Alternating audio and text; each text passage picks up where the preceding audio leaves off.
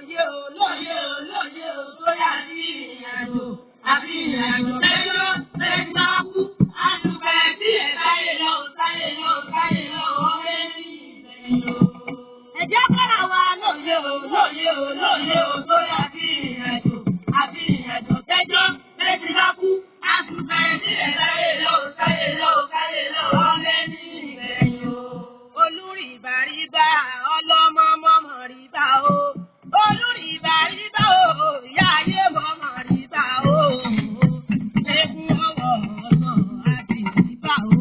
Olúrìbàrìbà. Ẹ káàárọ̀, ẹ káàsán, ẹ kú ìyálẹ̀ta, ẹ kú ọjọ́ gbọgbọrọ bí etí aṣọ, ẹ kú ìrọ̀lẹ́ léyìí, ẹ kú àṣálẹ́ o, ẹ káalẹ́ o.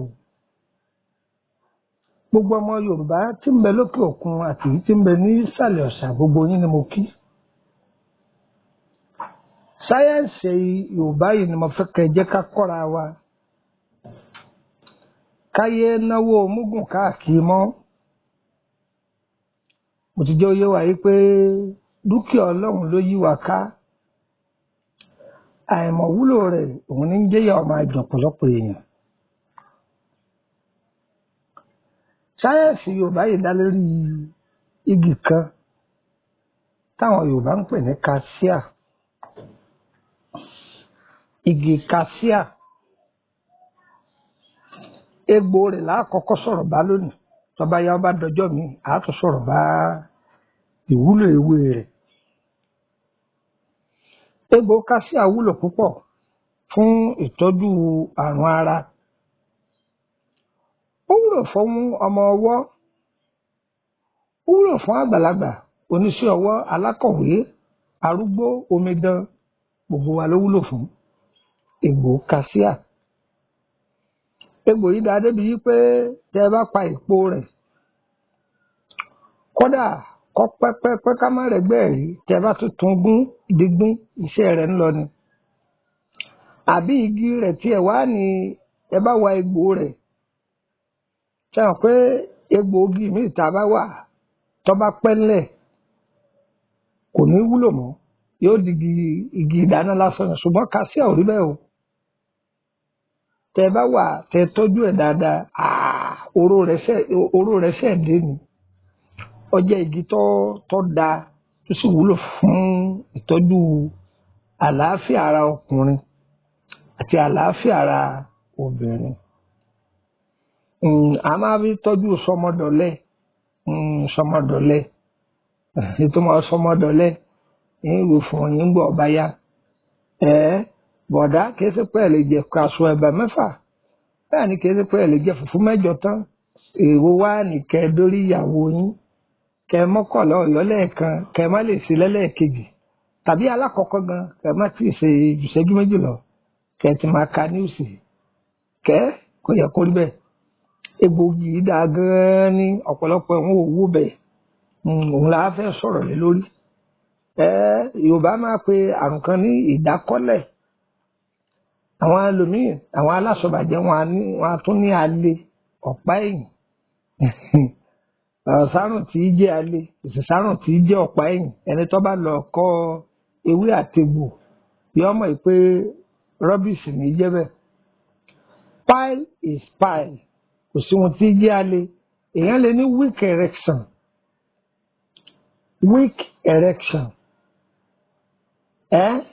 Kí ni àwọn onígẹ̀ẹ́sì máa pè ní weak erection?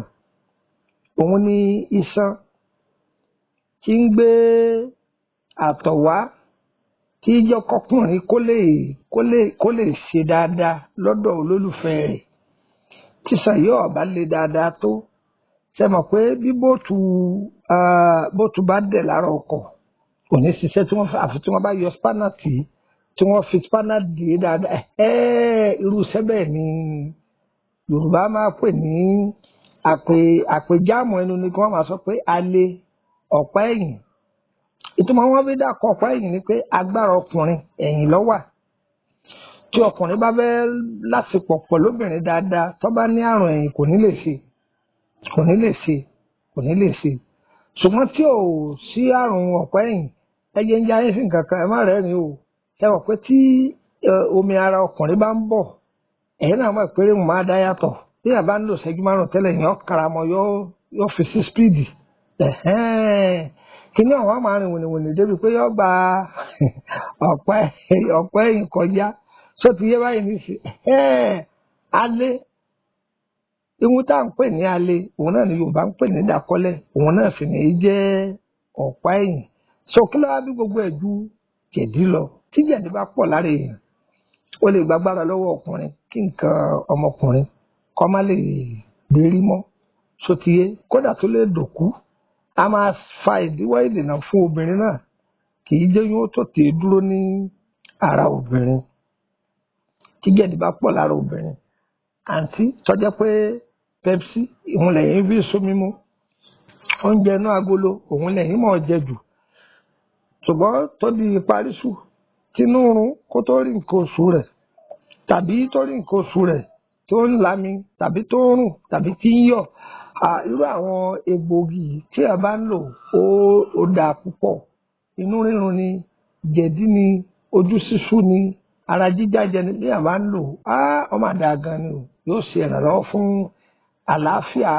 ayé èèyàn sì máa bẹ ní gbẹdẹmukẹ tó ọyá ẹ wá nǹkan kẹfì ìdílé tàbí kẹfì ìdílé nǹkan kájọ kọ́ ẹ̀kọ́ tó wà lára egbò kàṣíà ẹ máa bá mi bọ̀.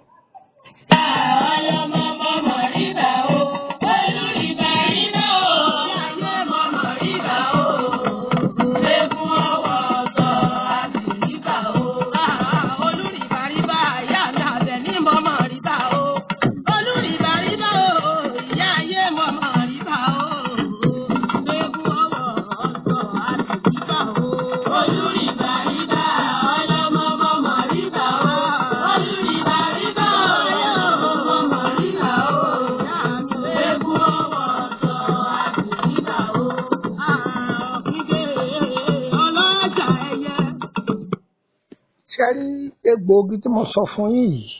ẹ dán wò kẹ́ fún mi lábọ̀ ẹ dán wò kẹ́ fún mi ní àbọ̀ igi yìí ìmá wà nínú igbó ní ọ̀wọ̀ọ̀wọ́ Yorùbá tí mo sọ mọ̀ pé yóò lọ létí ọ̀pọ̀lọpọ̀ ẹlòmíì ọ̀wọ̀ọ̀wọ́ ni wọ́n máa ń wà nínú ilé ìtumọ̀ ọ̀wọ̀ọ̀wọ́ ni pé wọn kì í sábà dá dúró níbi tí igi yìí bá wà wọ́n máa ń pọ̀ ń bẹ́ẹ̀ bí ewé adúró ṣùṣù tí fi pọ̀ níbi tó bá wà bẹ́ẹ̀ náà nìgi kàṣíà máa pọ̀ níbi tó bá wà. tọ́ ẹgbẹ̀ẹ́jú kẹ́ yọ àdátì ẹ wá egbò rẹ̀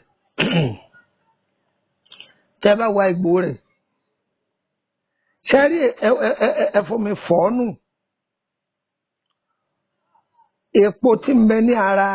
igi yìí ẹ̀pà pẹ́pẹ́pẹ́pẹ́ ẹ̀sì sẹ́gbẹ́ kan a ní ti sọ̀rọ̀ lórí ìwúlò èpo rẹ̀ lónìí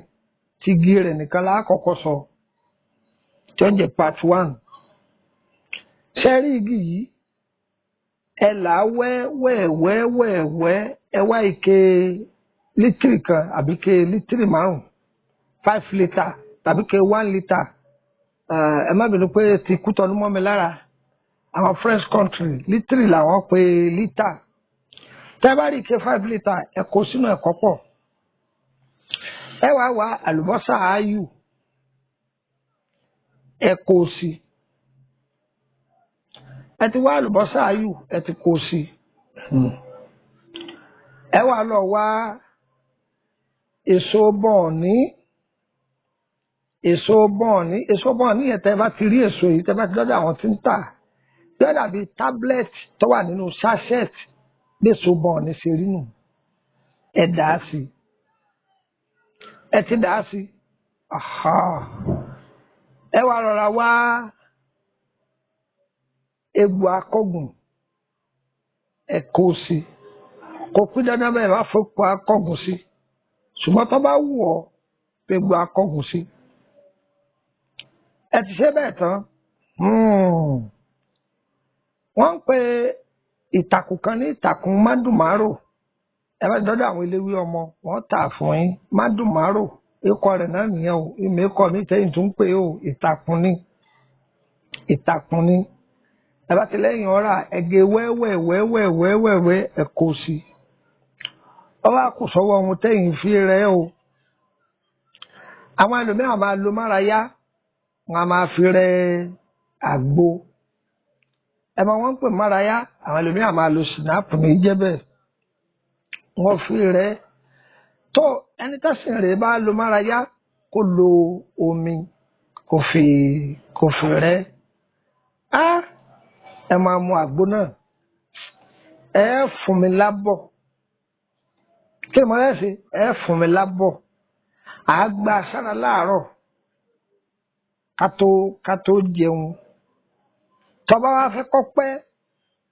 gẹ́gẹ́ bí ẹ̀kọ́ táwọn bàbá wa náà kọ́ ọ̀rọ̀ amúkáfúrà pẹlẹbẹ báyà bíi méjì dùn sínú ẹ̀ ṣùgbọ́n ìtọ́ bá jẹ́ pé márayá lè fi rẹ́ kò kó dandan kẹ́ fi káfúrà pẹlẹbẹ sí orúkọ mi ní Lukman ọmọ Àyándáré bàbá ọgbọ́n ọmọ ọ̀dọ̀ àgbà gbogbo ẹ̀yin tẹ́ ẹ bá lò yọ bá yín ní ara mu eléyìí jẹ́ part 1 kàṣíà egbòogi kàṣíà ẹ má jẹ́ wọ́n ta egbòogi dóngóyárò fún yín o tọ́rẹ́ lèmi ọ̀dà kàṣíà gidi mọ́ o egbòogi dóngóyárò ni wọ́n gbé fún yín ẹ má gbà á o egbò kàṣíà ó ṣòro wá ṣùgbọ́n bóyá àwọn tí ń kó ọjà oko wá àwọn báyà wọn ni wọ́n sábà ní so ẹni tó bá dá ewé mọ̀ dáadáa nínú àwọn tí ń ta àgbo ọmọ ẹlò òyìnbó tàbí kẹ́ ẹ lọ ọjà amúsìn tàbí kẹ́ ẹ lè réko lẹ́kọ̀ọ́ tàbí kẹ́ ẹ lọ ọjà abòdè nìbàdàn àbí ọjà ọ̀rànyàn tàbí ọjà àbá tàbí kẹ́ ẹ sì lọ ọjà àtòkú lábẹ́kúta àbí láfẹ̀nwá ìbẹ̀rẹ̀ kòdó owó bẹ̀rù tẹ́ bá débẹ̀ àtàwọn olúmi náà tí táwọn eléwé ọmọ tí wọ́n wà. ọwọ́ ìjẹ́pẹ́ bá lọ Ṣakí ẹlẹ́yìn lọ sí Ṣàngó bí àwọn eléwé ọmọ wà wọ́n tà fún yín ṣùgbọ́n ibi ń da kẹ́ ẹ béèrè lọ́wọ́ àwọn tó mèrè mègò dára pé igi wo ní jẹ́ igi kàṣíà tí wọ́n bá náwó igi kàṣíà gan sí ẹ máa rẹ́rìn ní pé igi yìí ti ẹ̀ṣẹ̀ igi tó mú tí wọ́n bá ní nǹkan mú ìyẹn ní pé kí ẹ̀ṣẹ̀ igi tó wọ́n jù òun ni wọ́n pé ó mú so mo ṣe jẹ́nu ẹ pa pẹ́pẹ́ èèpo rẹ̀ ẹ kọ́kọ́ tọ́jú ẹ̀ síbi kan nígbà tí ẹ ti fọ́ tán igi inú rẹ̀ bá a ṣe fi kàgbo ọ̀nà kan la kọ́kọ́ kọ yín yẹn ọba àdìjọ́ mi a máa tẹ̀síwájú ẹmu nọ́mbà yìí ọ̀dọ̀ ẹmu ọ̀dọ̀ ẹ̀ stọ̀ rẹ̀ pamọ́ +2348032983298 +2348032983298 ọyẹ ẹgbà kan sí +2348089038658 +2348089038658 ìyẹn dé ní ẹ̀yọ́ fún yín ní nọ́mbà orílẹ̀-èdè Benin ẹ̀yọ̀kan +22954651928 +22954651928. ẹ fẹ́ ṣe ìtọ́jú ara nílànà ìwé àti egbò ni léyìí tá a bá mọ̀ nípa rẹ̀ ẹ̀kan sí wa tọ́ àwọn ètò wa èyí tá a ti kà kalẹ̀ láti bí ọdún méjì sẹ́yìn ní àbọ̀dún kan àbí èyí tá a ti filẹ̀ ẹ fẹ́ ká bá yín ṣe tọ́ ẹ láti sọ orí ètò ẹ̀fẹ́ fún wa a bá yín ṣe ìyẹn náà bẹ́ẹ̀ ẹ wá bẹ́ẹ̀ bẹ̀rẹ̀ ìrìn àjò bí ìrìn àjò yín ṣe ń lọ́gbà lórí ọmọ lórí ọkọ lórí ẹ̀yìn kan sí wa ẹ sanwó o gúrùpù sí wa ẹ bá fẹ́ darapọ̀ mọ́ a ní public group ìyẹn jẹ́ 21 ẹ̀yọ kọ̀ọ̀kan lọ́nà 21 ẹ̀rín nǹkan báyìí tẹ́ ẹ bá wọ bẹ̀ ẹ má sẹ́ndì líǹkì o ẹ má sẹ́ndì stíkà o ẹ dẹ̀ má pósìtì fídíò àfẹ́tọ́ báyà jẹ́ fídíò ní gúrùpù àbí fídíò tẹ́ ẹ bá pósìtì tẹ́kọ̀ọ́ bá wà mẹ́ ẹ kọ́kọ́ rí admin ní gúrùpù tẹ́ wà wọ́n àpúfù yín pé kẹ́ sẹ́ndì àwọn gan bá yẹ pín káàkiri gbogbo ní gúrùpù tí tọ́ba wà ìyẹn náà dúró bẹ́ẹ̀ ẹ wá rí gúrùpù kan wá ń bẹ tá à ń pè ní private group home spiritual solution o home spiritual solution yẹn yọ kan ni owó ni wọ́n fi ń wọ̀ bẹ̀ 5,000 èyí ó sì máa sanwó ní oṣooṣù kí ló dé kó ń fi yàtọ̀ ẹ máa béèrè ìtumọ̀ aláyín lọ́fẹ̀ẹ́ owó ohun tẹ́ ẹ ṣe sí ọ̀fẹ́ ìyẹn dúró bẹ́ẹ̀ àwọn ètò míì náà rẹ̀ tó wá fẹ́ béèrè ni pé kò yẹ yín pé kí lèèyàn lè ṣe sí un báyìí àádàrẹ́ ti pé ṣeun báyìí ṣeun báyìí ṣeun báyìí láì béèrè kọ́bọ̀ lọ́wọ́ ẹnì kankan àdàrà fún wa o kò ní dàálẹ̀ o ayé wa o kò ní yẹ ẹlẹ́ o ire o ire o àwọn èèyàn ń béèrè pé mo ni mò ń gbé bàbá ti dé Ìkòròdú garage ẹ̀wọ́ mọ́tò ti ń lọ Báyékù ẹ bọ́lẹ̀ ní Emily bus stop Emily street number 50 lẹ́gbẹ̀ẹ́ ilé lọ́ọ̀yà ṣùgbọ́n o point of correction o kẹ́ ẹ tó wá ẹ máa pè mí o torí àwọn àlejò kan wọn a máa wá láti travel láti country mi ṣé pé tí n bá sílé tí mo travel wọ́n sọ pé wọ́n kó báàgì dé ṣùgbọ́n tí ó sì yẹ kó rí bẹ́ẹ̀ ẹ máa pè mí o ní yòówù tí ẹ ti ń bọ̀ ẹ kọ́kọ́ máa pè mí o ṣe wà ń lé lọ́jọ́ báyìí ẹ pè nọ́mbà MTN ní Nàìjíríà mi +23480 3298 329 tẹ́ bá ti pè é tí ò lọ ẹ bá mi sọ̀rọ̀ ní WhatsApp á dára fún yín o ire o ire o ire kàbìtì nílé gbogbo wa o. Àbí màmá dé o.